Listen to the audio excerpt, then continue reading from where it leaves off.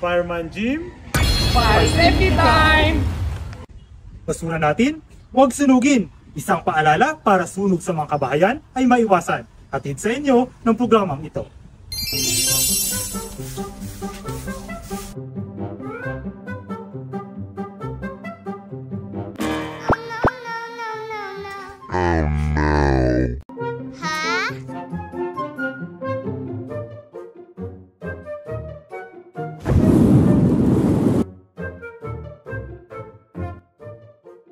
Pag naglilinis ang ating mga bakuran, iwasan natin sunugin ang mga tuyong dahon, sanga ng kahoy at mga damo.